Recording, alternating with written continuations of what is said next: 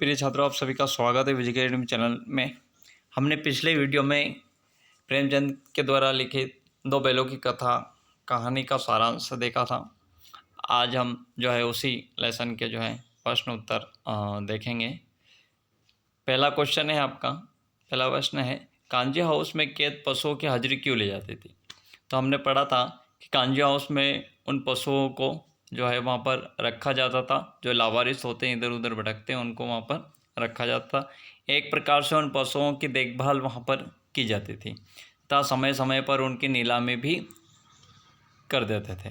तो निम्न कारणों से पशुओं की हाजिरी वहाँ पर ली जाती होगी, क्योंकि एक तो पशुओं की संख्या का पता चल सके, वो जितने लाए गए थे उतने हैं या नहीं है, सभी पशु ठीक ठाक है या नहीं है।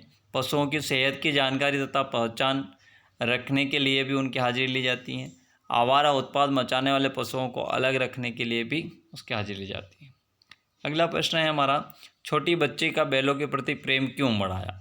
तो इसके भी निम्न कारण है, क्योंकि छोटी बच्ची, हमने लेसन में पढ़ा था कि छोटी बच्ची की माँ जो है वो मर चुकी होती है और उसकी जो माँ होती है वो सौतेली होती है। तो इस प्रकार से वो सौतेलापन का दर्द झेल रही थी। वहाँ माँ के बिछुड़ने का दर्द जानती थी। उसे लगा कि वे भी उसी की तरह अभागे हैं और अपने मालिक से दूर हैं। जिस प्रकार छोटी बच्ची को उसकी सौतेली माँ के पेट भर खाना नहीं देती थी, उसी प्रकार यहाँ हीरा मोती के साथ सौतेलेपन का व्यवहार किया जा रहा था। तीसरा क्वेश्चन हमारा है कि कहानी में बैलों के माध्यम से कौन कौन से नीति विषय मूल्य उभर कर सामने हैं? तो एकता में शक्ति, इनके विभिन्न नीति विषय उभर कर आए हैं, जिसमें पहला है, एकता में शक्ति होती है और अपने साथ दूसरे का हित भी सोचना चाहिए। दूसरा है कि सच्चा मित्र मुसीबत के समय किसी भी स्थिति में कभी साथ नहीं छोड़ता। और तीसरा क्वेश्चन है, समाज के सुखी संपन्न होने को भी वह अन्य वर्गों की भलाई में योगदान देना चाहिए। अगला पॉइंट यह है कि आज़ादी बहुत बड़ा मूल्य है, उसे पाने के लिए मनुष्य को बड़े से बड़ा कष्ट उठाने को तैयार रहना चाहिए। अगला जो हमारा क्वेश्चन है चौथा, प्रस्तुत कहानी में प्रेमचंद ने गधे की किन संभाविक विशेषताओं के आधार पर उसके प्रतिरूढ़ अर्थ मूर्ख का प्रयोग न कर किसी नए अर्थ की ओर संकेत किया है? देखिए, गधे को उसके सरल स्वभाव के कारण मूर्ख का समझा जाता है, लेकिन उसके स्वभाव में सहनशीलता भी देखने को मिलती है। इसी कहानी में लेखक ने गधे की तरह सरलता और सहनशीलता की ओर हमारा ध्यान आकर्षित किया है। प्रेमचंद ने स्वयं कहा है कि सद्गुणों का इतना आदर कभी नहीं देखा, कदाचित इतना सीधापन संसार के लिए उपयुक्त नहीं है। कहानी में भी उन्होंने सीधेपन की दुर्दशा दिखलाई है और मूर्खता की नहीं। अगला क्वेश्चन हमारा है कि किन घटनाओं से पता चलता है कि हीरा और मोती दोनों में गहरी दोस्ती थी? तो इन दो बैलों की कथा नामक पाठ में हमें कई घटनाएं पढ़ने को मिली जब हमने लेसन का अध्ययन किया, जिससे हमें पता चलता है कि हीरा और मोती के अंदर काफ़ी गहरी दोस्ती थी। तो वो पॉइंट है, दोनों बैल हल या गाड़ी में जब जोते गए तो एक मतलब दोनों की गर्दन पर तो हिला हिला कर जो है चलते हैं। उस समय गर्दन को हिला हिला कर चलते हैं। उस समय हर एक की चेष्टा यह होती थी कि सबसे ज़्यादा बोझ जो है मैं दूँ, तो इस प्रकार से ज़्यादा बोझ मेरी ही गर्दन पर रहे, इस प्रकार की सोच के साथ में वो चलते थे। दिन भर के बाद दोपहर या संध्या को दोनों खुलते तो एक दूसरे को चाट चुट कर अपनी थकान मिटा लिया करते थे। नाद में खली भूसा पड़ जाने के बाद दोनों साथ उठते, साथ नाद में मुँह डालते और साथ ही बैठते थे। एक मुँह हटा लेता तो दूसरा भी हटा लेता था, मतलब एक ने खाना बंद किया तो दूसरा भी खाना बंद कर देता था। मटर खाते समय दोनों के पकड़े जाने पर भी हीरा भी वापस जो है आ गया और दोनों ही कांजी हाउस के अंदर जो है बंद कर दिए जाते हैं। कांजी हाउस की दीवारों पर टूट जाने पर जब वे दोनों एक साथ ही भागते हैं और दलियल का मुकाबला भी करते हैं। अगला क्वेश्चन है कि लेकिन औरत जात पर सिंह चलाना मना है, ये भूल जाते हो। हीरा के इस कथन के माध्यम से स्त्री के प्रति प्रेमचंद के दृष्टिकोण को स्पष्ट करें। तो हीरा के इस कथन से यह ज्ञात होता है कि उस समय समाज में स्त्रियों की स्थिति अच्छी नहीं थी। समाज में स्त्रियों के साथ दुर्व्यवहार किया जाता था, उन्होंने शारीरिक यातनाएं दी जाती थी, वे पुरुषों द्वारा शोषित थी। इसीलिए समाज में ये नियम बनाए जाते थे कि उन्हें पुरुष समाज शारीरिक दंड न दें। हीरा और मोती भले ही इंसानों के प्रतीक हैं, लेकिन इसीलिए उनके कथन सभ्य समाज पर लागू होते हैं। सभ्य समाज में स्त्रियों की पड़ताल होती रहती थी। लेखक नारियों के सम्मान के पक्षधर थे, वे स्त्रियों तथा पुरुष की समानता के पक्षधर थे। 7वां क्वेश्चन हमारा है,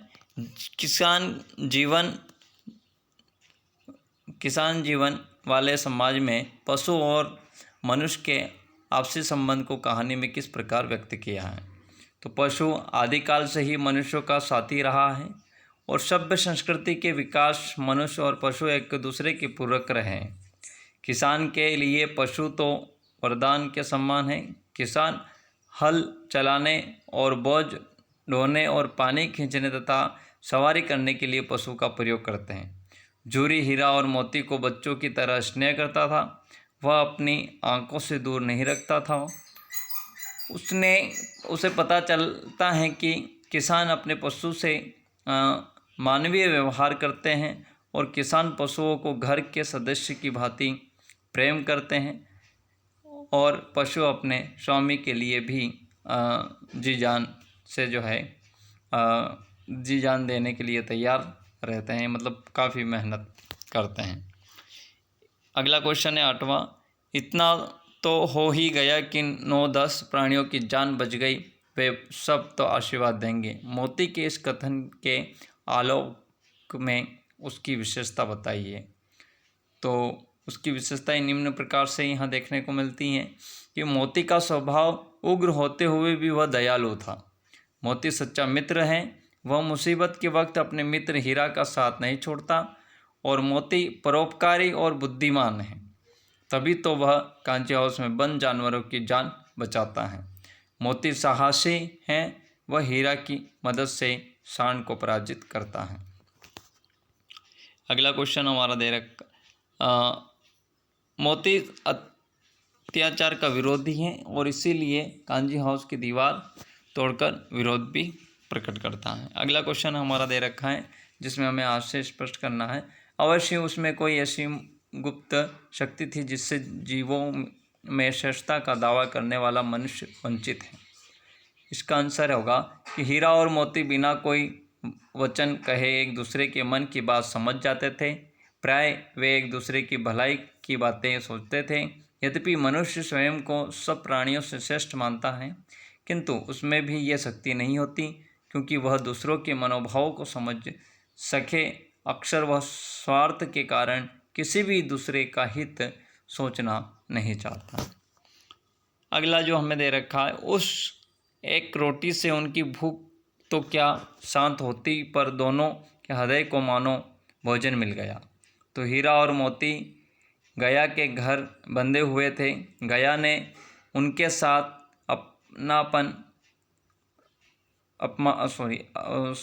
अपमान पूर्व तथा सौतेले व्यवहार किया था। इसी से वे शुद्ध थे, परंतु तभी एक नन्ही बच्ची ने आकर उन्हें एक रोटी दी और यद्यपि उसने हीरा और मोती की भूख कब नहीं हो सकती थी, तथापि उन्होंने बालिका के व्यवहार से प्रेम और अपनत्व का अनुभव किया। इस प्रकार से प्रसन्न हो उठे और प्रेम की आत्मा का भोजन उन्हें प्राप्त हुआ। अगला क्वेश्चन है हमारा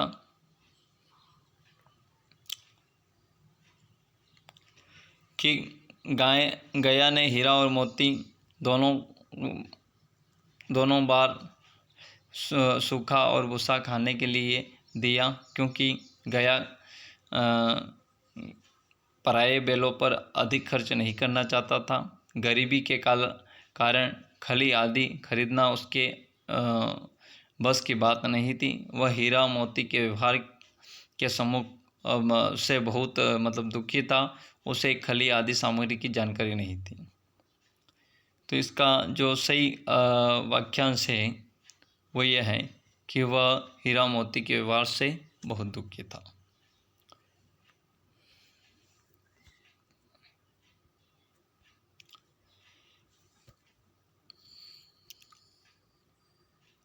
अगला है रचना अभिव्यक्ति से कि हीरा और मोती ने शोषण के खिलाफ आवाज़ उठाई, लेकिन उनके लिए प्रताड़ना भी सही और हीरा और मोती की इस प्रतिक्रिया पर तर्क सहित अपने विचार प्रकट करें।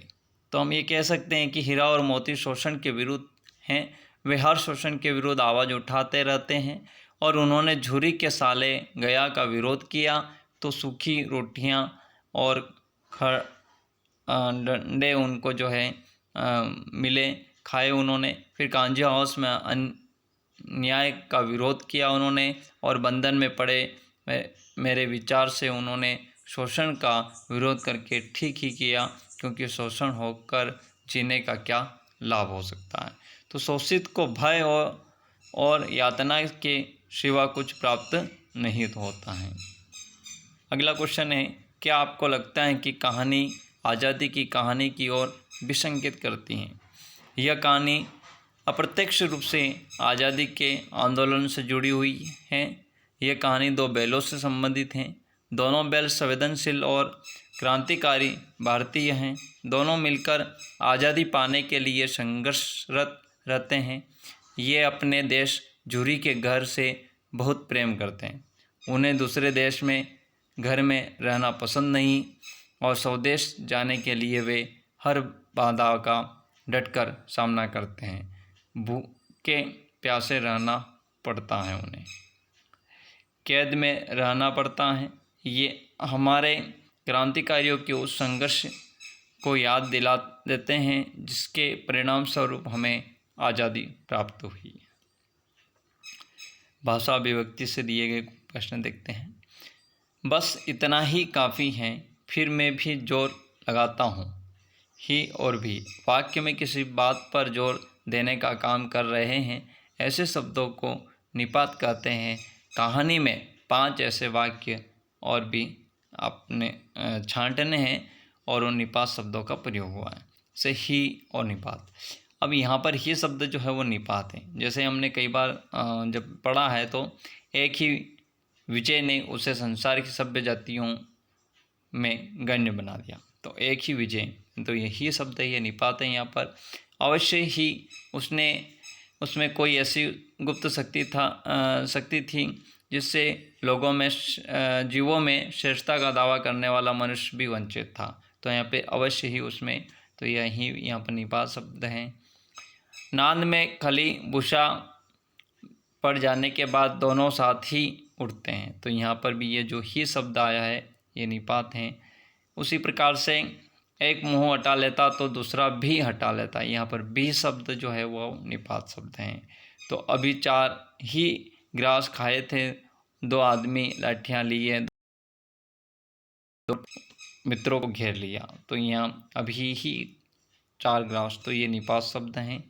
तो इसी प्रकार से आप भी निपात शब्द का भी प्रयोग कर सकते हैं। जैसे कुत्ता भी बहुत गरीब जानवर है एक तरह से देखा जाए तो यहाँ पर भी हमने कुत्ता भी बहुत गरीब जानवर है, लेकिन कभी कभी उसे भी क्रोध आ जाता है, किंतु गधे को कभी क्रोध करते नहीं सुना। तो यहाँ पर भी निपात शब्द का प्रयोग हुआ है। उसके चेहरे पर एक स्थायी विषाद स्थायी रूप से छाया रहता है।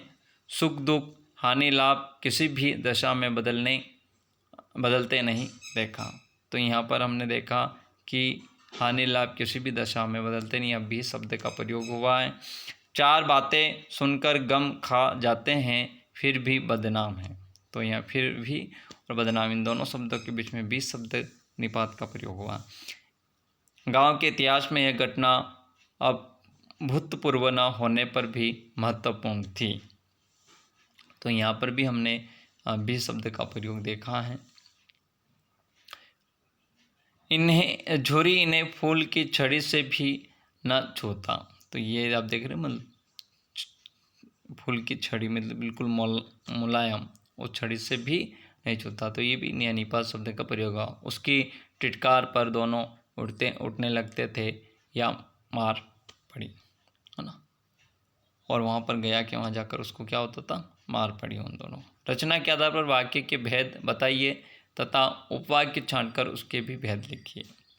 तो दीवार का गिरना था कि अधमरे से पड़े हुए सभी जानवर चेत उठे। तो ये कौन सा वाक्य है? देखिए पहले इस वाक्य को समझिए। दीवार का गिरना था कि अधमरे से पड़े हुए सभी जानवर चेत उठे। तो ये आपका मिश्रित वाक्य है। इसमें हम देखते हैं कि मुख्य उपवाक्य जो है वो है अधमरे से पड़े हुए सभी जानवर चेत उठे। ये आपका इस वाक्य में उपमुख्य वाक्य है।